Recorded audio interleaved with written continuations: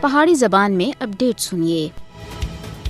فسطائی مودی حکومت اپنے زیر تسلط جموں کشمیر وچ آزادی دی مقدس اور ہمگیر تحریک کو دبانا اور اپنے ہندوتوا ایجنڈے کو مسلط کرنا واسطے یکے بعد دیگرے آزادی دی حامی تنظیماں اتے پابندی عائد کر رہی ہے۔ کشمیری حریت پسنداں کو مزید دبانا، خوف اور تنگ کرنا دی ایک سجری کاروائی وچ ہندوستان سن مقبوضہ ریاست جموں کشمیر وچ مسلم کانفرنس دے دونیاں دھڑیاں اتے پابندی لا دیتی ہے۔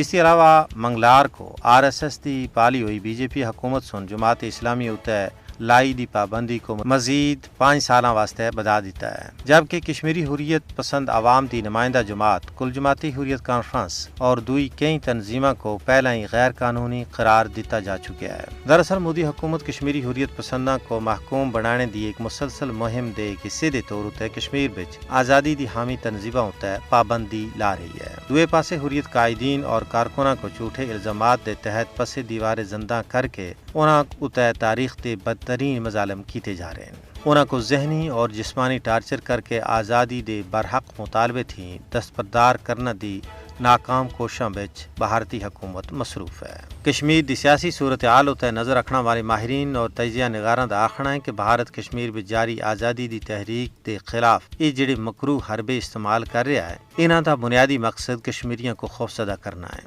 اس کے علاوہ یہ بھارتی مودی حکومت دی ناکامی اور مایوسی دا عملی ثبوت بھی ہے۔ بھارتی فسطائی حکومت اپنے تمام چانکیائی اور سامراجی حربے اور ہتھ کنڈے استعمال کر کے تھک چکی ہے، لیکن اس نال کشمیری حریت پسنداں دی اپنے کاز دے نال وابستگی وچ ذرا برابر کمی نہیں آئی، بلکہ ہر گزردے تہاڑے دے نال بے پناہ وعدہ دیکھنے وچ آ رہا ہے۔ یہ چیز ثابت کر دی ہے کہ آزادی دی تحریکاں کو ظلم و جبر نال دبانا مشکل ہی نہیں بلکہ ناممکن ہے۔